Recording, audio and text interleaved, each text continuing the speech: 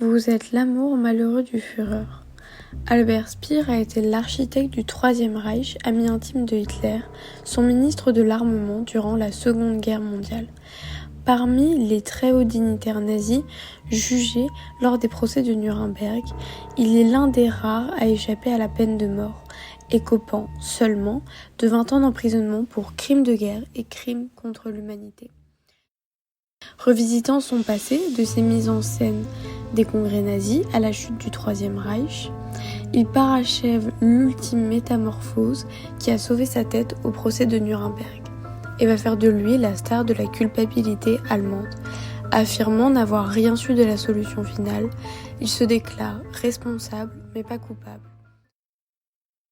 Quand sa fille lui cria un jour pour lui demander des comptes, semblable à des millions d'enfants allemands interrogeant leurs parents ayant acclamé Hitler comme leur Führer, il lui répondra que, précisément, l'énormité du crime rend caduc. Les historiens auront beau démontrer qu'il a menti, sa version de lui-même s'imposera toujours. Dans cet ouvrage, Jean-Noël Orengo traite de la relation qui unit l'architecte du Troisième Reich et Hitler, en s'interrogeant sur leur vraisemblance, éclairant certains aspects dans les fake news diffusées de nos jours.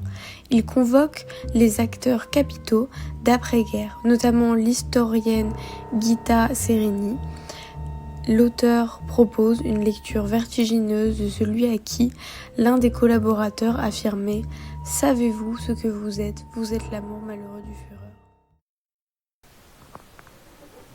Le moment qui m'a le plus touchée dans les livres est quand Albert Speer, qui a toujours essayé de se montrer comme un gentil nazi, commence à douter de lui-même.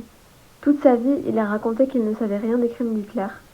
Mais au fond, il se demande s'il n'a pas aussi menti à lui-même.